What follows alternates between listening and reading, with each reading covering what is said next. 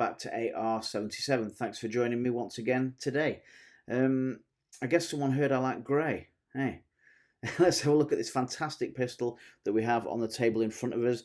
This is an Umarex gun, and this is a replica of the Walther Q5 Match. The way that Umarex call it is the Q5 Match Combo, or sometimes the Q5 Match Combo 5-inch set, which is a bit of a mouthful, so we'll probably just stick to Q5. I've got loads of stuff to tell you about this gun. Where should I start? Well, it's a 1-to-1 scale, so it's the same size as the real. I won't say steel. The 9mm version. The original would have been chambered in 9mm. This is a metal and polymer gun, so we've got metal slide, lots of metal parts throughout, metal trigger, so on and so forth. Polymer lower, polymer frame, as is the case on the actual firearm itself. This is a 21 round .177 caliber pellet pistol. I'll talk about the magazine and how that works a bit later on, but it is chambered in .177 caliber and it's pellets only. It's a double action gun. You could say it's a triple action gun in a way. The trigger kind of pushes the hammer or the striker back, if you will. Then it cycles around from the mag, and then it releases that hammer or striker. So in a way, it's a kind of triple action, but we'll stick to double action because that's what it says on the box. And as I said, this is a very close replica of the competition gun or match gun of the same name, which in turn is a derivative of the PPQ M2. You can tell it's the M2 because of where the mag release is. There was a Q5 prior to this, which was based on the M1, which had similar to the kind of the VP9 here, which I've got in front of you. This is the HK VP9, but you can see the mag release is kind of there on the trigger guard, which was also true of the PPQ M1.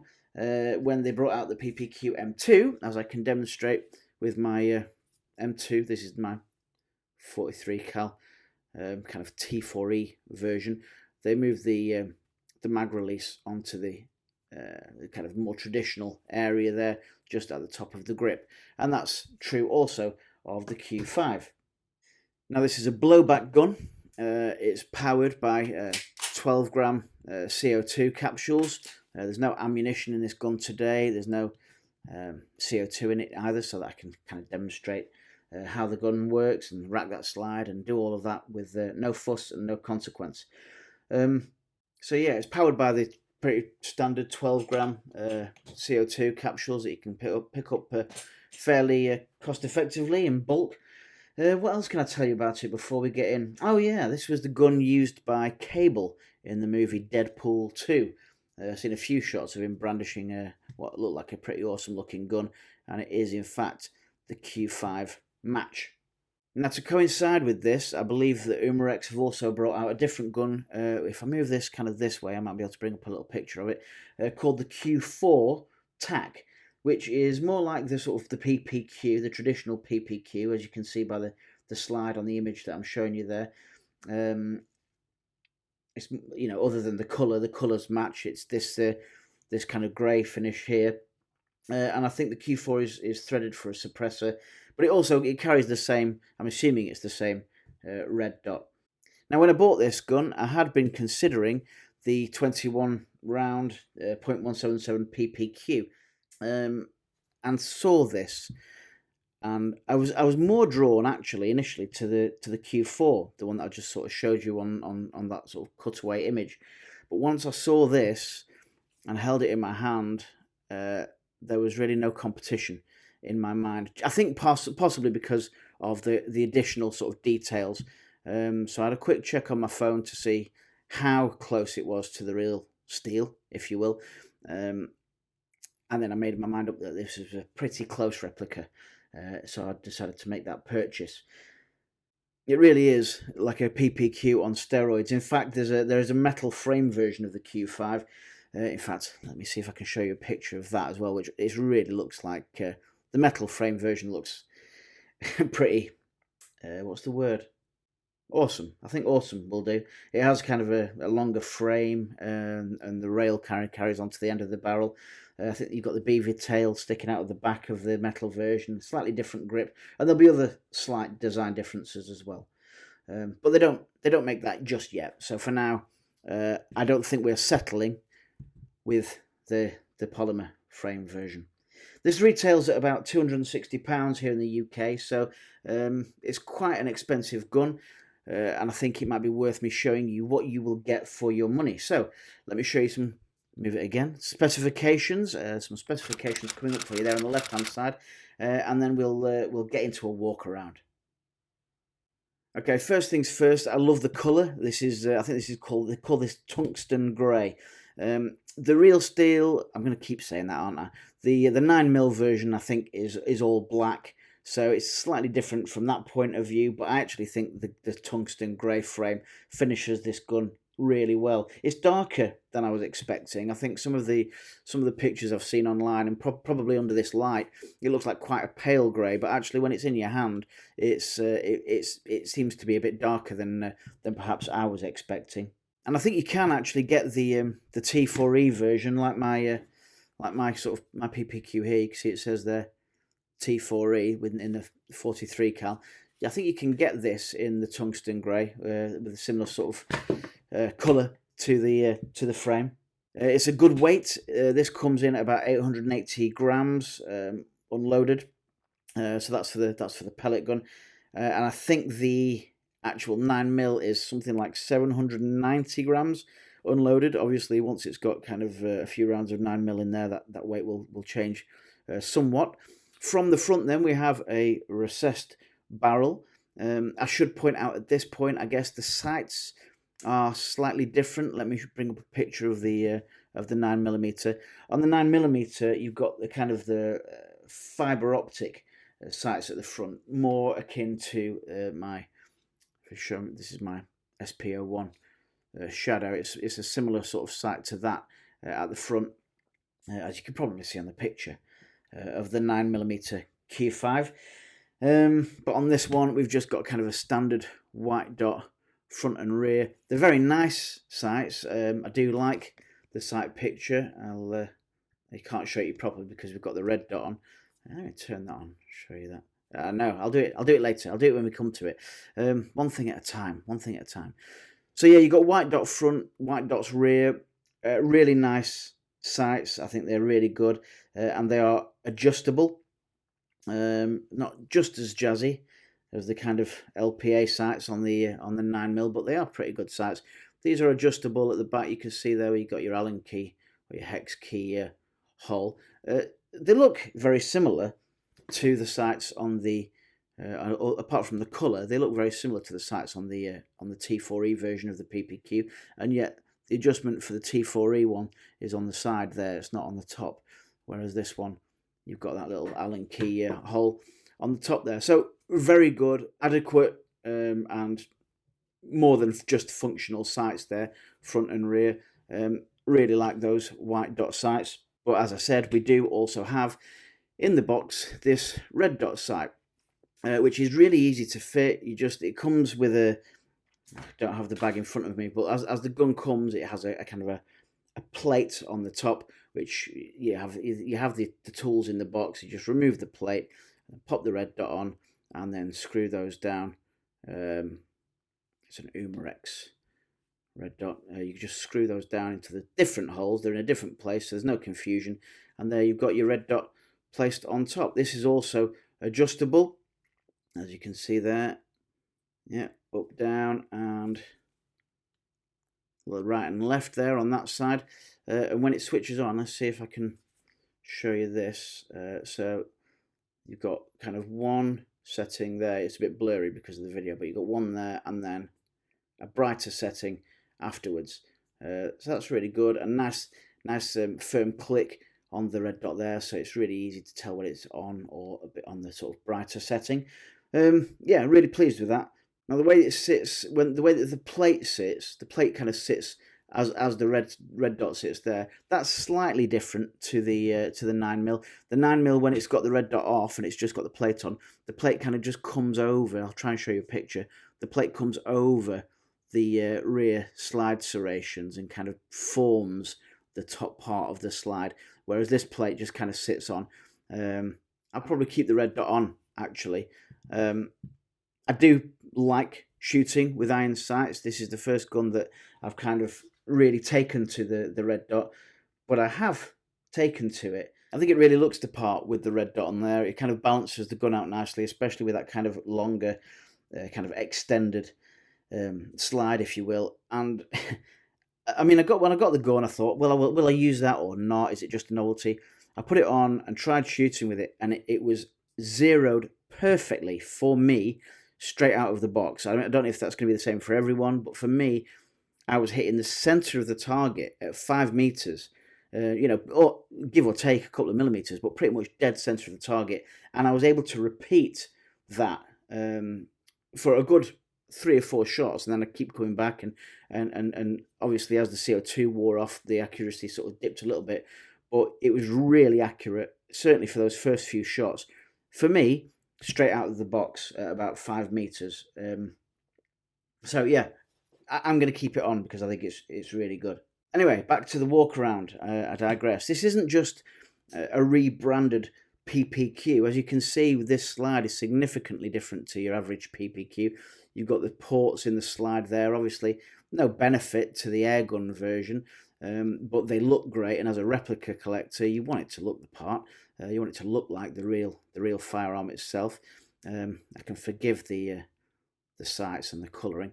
We do have this nice etched Q5 Match there in the slide, and you can tell that the slide serrations themselves are different to the serrations you would get on your more traditional kind of PPQ. So the slide is kind of, I guess, extended so that it houses that kind of longer 5-inch barrel. I say 5-inch, I'm not sure the actual barrel is 5-inch. It looks like it there, but obviously because it's recessed, you can see it sits right back in there. And I mean, it does come, this way. You can kind of, in fact, if I drop the mag first, if I come around here and hold that back, you can see where the barrel starts there. And I did try and kind of measure it to the best of my ability, my abilities being extremely limited. And I would say the actual length of that barrel, which is rifled, seems to be about 4¼ inches, something like that. And the guide rod stops shy of the actual full length here, which again I'll show you a picture. That is true to the 9mm version. The polymer frame, yeah, pretty straightforward. Although it's put together differently to my T4E gun. If I show you, if you look where you got the pin there, yeah, check. And then there's obviously you've got your trigger and stuff. And then the front pin, this one is kind of just at the front of that Walther information there within that kind of recess. On this one, it's just in front of that. So obviously this gun is made slightly differently. Although if I throw you up a picture of the 21 round .177 caliber PPQ, I think the pin is in the same place on the frame for that one. So it's probably, well, I mean, it makes sense that it's got more in common because it functions and shoots the same sort of thing, functions the same way, sorry. Now, another detail is that this frame, this lower, runs slightly longer there than the contouring on the slide there, but that's true to form. Also, the 9mm, also the frame. If you look at the Walther website, the frame juts out a little bit beyond that contouring. Really lovely details here. Etched Walther Q5 Match. I think it's a really, really handsome gun. Let me put the mag in so it sits down for you. There you go. Really lovely looking gun. You've got your slide catch on the left hand side here. It's a working slide catch, so you can rack the slide. It won't hold it back at full sort of length, but it is a working slide catch. You can hold the slide back with it and release like that. It would, I think, on the real steel, that would be an ambidextrous slide release, but we'll come to what it looks like and what it does on the other side shortly. We've got this lovely squared trigger guard, a nice bit of kind of grip on the front of that trigger guard for you as well. A striking blue trigger, which is the kind of the defining detail, it would seem, of this gun. Really stands out. Full metal trigger, and again, working trigger safety there. That doesn't work, but that does. So yeah, working trigger safety. Again, a little detail that might be a bit of a Marmite feature for some people. You might go, well, I really like the look of that gun, but not with that ridiculous blue trigger. I think it kind of sets it off quite nicely. It's similar to the, the blue grips on the Shadow 2. I'm kind of in two minds about those, but the more I look at them and the more I look at this, the more I think actually these little details are really quite cool. Again, just in my opinion. Now, it's quite a heavy trigger due to the mechanism, as I described before. It's a little bit inconsistent straight out of the box, because of the fact that you are kind of cycling this belt mag. I'll talk a bit more about that later. So it's a bit inconsistent. It is a heavy trigger because it's a kind of double action only, if you will. Yeah, I just did that. There's a first for the channel. It won't be happening again. So yeah, with it being that sort of double action trigger, it is a bit inconsistent. It is a bit heavy. It's a little bit, what's the word I would use? A bit clunky. It's not what I would call smooth, but having learned from my experience with the Glock 17 Gen 5, I've taken care to, even before using this gun, lubricate the magazine, lubricate around the trigger. Even when I've been shooting, I've been kind of pausing. If it's felt a bit creepy, I've dropped in a bit of silicone oil, and it seems to be loosening up. Shoots quite nicely now, but it was quite clunky to start with. We've got a good sized mag release here on the left hand side only. I think the real steel would be again ambidextrous. I think that mag release would be on both sides. Oh, not on both sides, but I think you can reverse it. I think you can change it so that it's on the other side on the actual 9mm version. What else can I tell you? Well, this beautiful grip. What a fantastic grip they have on the PPQ. It is so great in terms of ergonomics. It is the most comfortable gun probably to hold. I think for me it's between this and again that VP9. Very similar kind of styling to the grip. Between these two, well, it's hard to tell, but this is certainly a really lovely gun to hold for my kind of medium sized, I would say, hands. Really comfortable in the hand, and a good weight as well. Good weight to the gun. It doesn't feel front heavy, I wouldn't say, even with that kind of longer slide. And you feel in complete control with that grip. You are right there for the mag release. You're right, you're just up there for the slide catch. Everything feels nice and intuitive and where it should be, or where you'd expect it to be. Now, obviously, you can see this back strap is kind of a separate piece. I quite like that. Again, it would be an interchangeable back strap on the actual 9mm version, but for this one, it functions as your CO2 tool. They've gone with the black probably because they got loads of black off the PPQs and this and that and the other, and they've just made that decision. I think it works quite well. The fact that we've got the contrast with the black slide, then the grey frame with the black kind of control levers and so on and so forth, and then just this black back strap, I think works quite nicely. And all you have to do is you could just pop that off like that, and you've got your CO2 tool there, which I'll show you briefly the magazine now. We'll talk about it more in a bit. You've got here, it's the Walther PPQ mag. I'm not sure if, because of that, I'm not sure if this mag fits the PPQ .177 kind of airgun. I'm not sure if it does. I would be very surprised if it doesn't, especially with the base plate saying PPQ rather than being specific to the Q5. But yeah, you move that base plate forward and there's your hex screw or your Allen screw or bolt or nut or whatever you want to call it. And there's your tool there. So again, it's quite nice. I like the fact that they do that. I like the way that everything is self-contained. And it's easy to get on and off, and it fits nice and secure back there. There's no wobble. It doesn't feel like a loose part or anything like that. So it's a very interesting gun to look at. It stands out in the collection here with the ports on the slide, with the red dots out there on top, that etched kind of slide writing there, the blue trigger, the back strap. There's a whole lot going on with this gun. Over to the right hand side, you know, where we've got the actual 9mm caliber information there on this cutout ejection port on the actual, I don't know what that piece is called, but I should do, so I'm going to look into that. You've got the writing there, the Walther writing in the 9mm by 19. You've got further caliber information here, airgun caliber information, but again, that's quite nicely hidden in a way on the grey, on that tungsten grey frame. So there's your actual caliber information. You've got a bit of detail, you know, for the extractor here. It doesn't do anything, it's just molded into the frame, but it's there nevertheless. And you've got what would be your kind of ambidextrous slide catch release. This one actually serves as a safety, kind of a typical Umarex safety, and yet it works quite well because it looks very similar to the actual safety on the PPQ or on the Q5.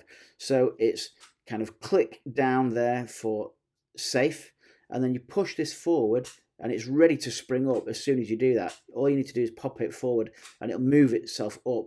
If I just push it from the back there, see, it moves itself up without you doing anything. So it's really easy to disengage. Not sure that's a great idea in a safety, but it's only going to be an adult, in my case, handling this pistol, and an adult, I would like to think, who kind of knows what they're doing. So yeah, it's not going to get, I'm not going to be putting it on safe a whole lot myself. What else can I tell you? Oh yeah, the mag release, I think I've already covered it, but I think the mag release would be ambidextrous or reversible, at least, on the actual 9mm.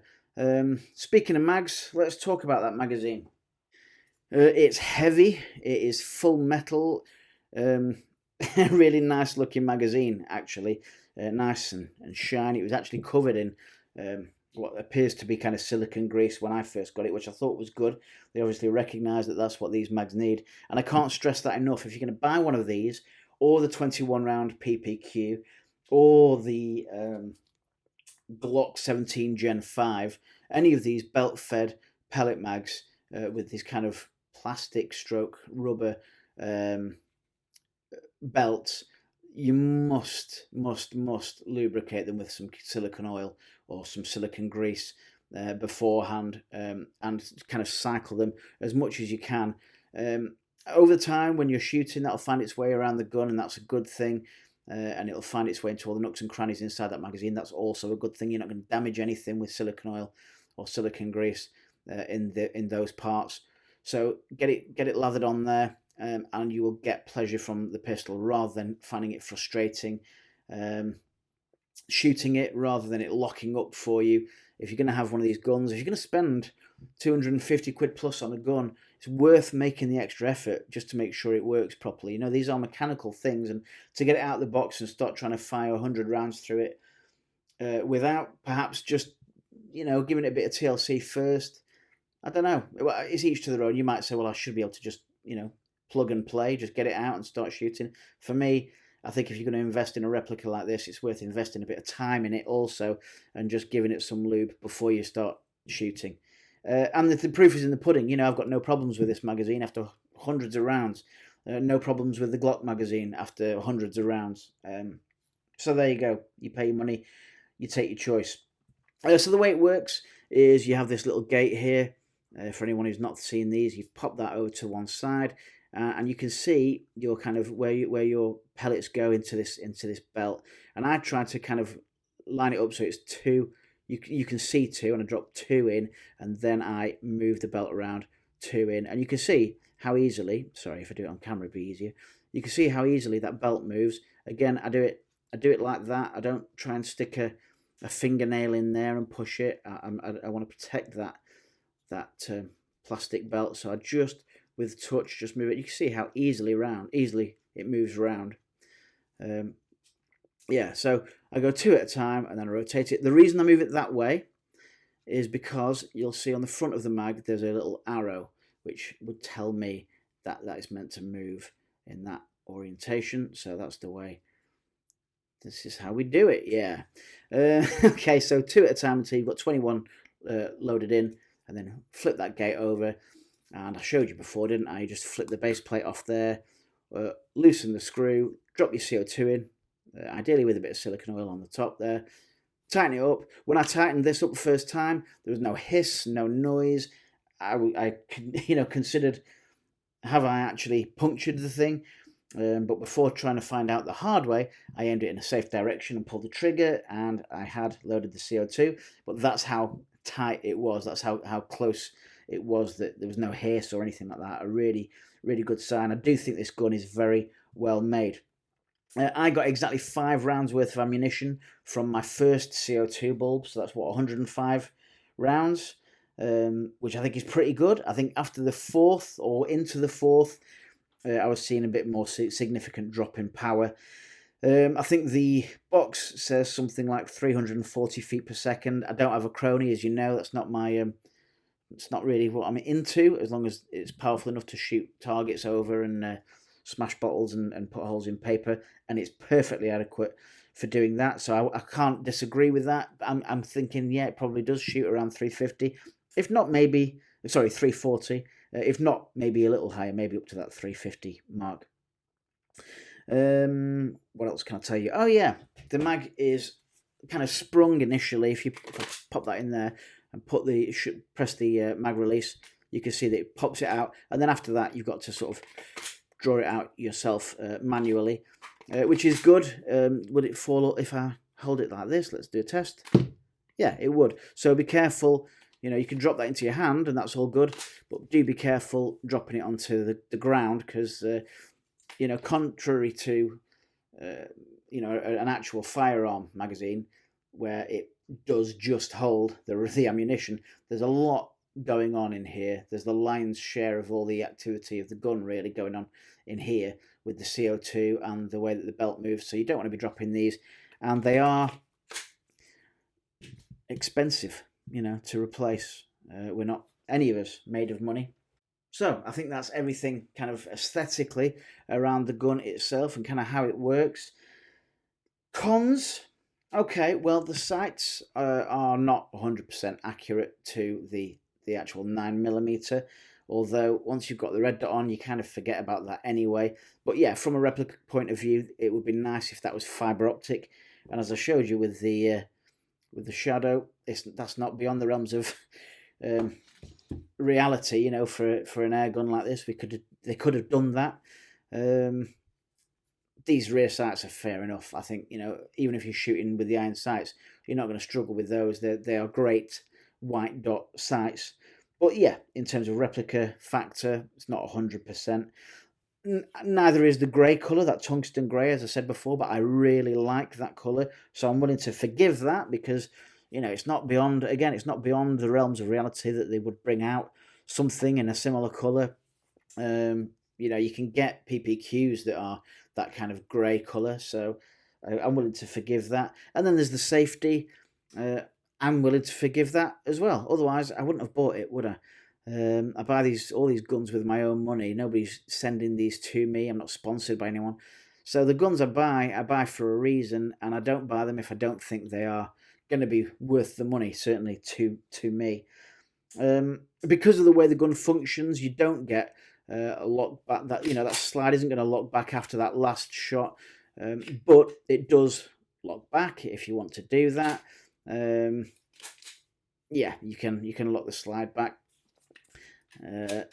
but because of the way it works, it doesn't lock back after that last shot, and you can't field strip it, unfortunately, not without some tools. The way that it would normally strip, it doesn't work on this pellet version. But pros, well, come on, look at it. It's fantastic looking. I really do think it's a handsome gun. It feels so good in the hand. It's a great weight, with that metal slide and so much metal going on. I think the metal mag helps a lot as well in terms of that balancing. As I said before, it doesn't feel front heavy. So comfortable to shoot and hold. Where's that red dot gone? There you go. To shoot and hold, so comfortable. A real pleasure. I would defy anyone. Pick up a PPQ like this, or a Q5 like this, and try it in your hand and tell me you don't find it comfortable. It's beautiful. I love again, I'm gonna pick up another gun because I like picking up guns. Love the VP9. Really love the VP9. I think it's a real difficult toss-up, really. That what a great what a great problem to have. Don't know which of my guns is the most comfortable. Yeah. So again, with the pros, it's a PPQ. You know, it's a PPQ in your hand for less than 300 quid. It's a competition. It's a match Q5 version of a PPQ in your hand for less than 300 quid.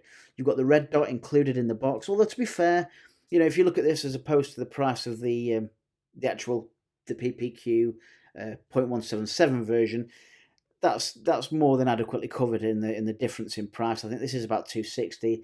I think the other one is about 220. So that's more than covered in that. It's a pretty accurate replica.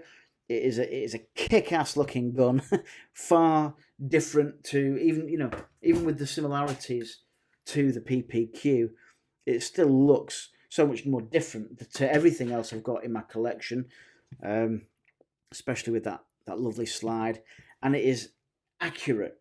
You know, it's accurate to shoot. I don't think you're going to win any competitions with the airgun, but it's accurate for backyard plinking. Really good power and decent blowback. I absolutely love it. It is currently, as well as my newest gun, my favourite gun to shoot, hold, and just basically look at. Love it. Get in touch in the comments. Please do like, subscribe, hit that bell. Tell me what you think of the Q5 Match here by Umarex. Pros and cons. You know, you don't have to agree with everything I say. In fact, I prefer it if you don't. You know, that's where the conversation sits. But I think a lot of you will agree. This is a fantastic looking gun. It shoots well. It functions well. Do keep it lubed, as I said before. Yeah, like, share, subscribe, hit the bell, and stay in touch. Thanks once again for watching. I hope you're all safe and well out there. Please do stay safe. Take care. All the very best. Bye.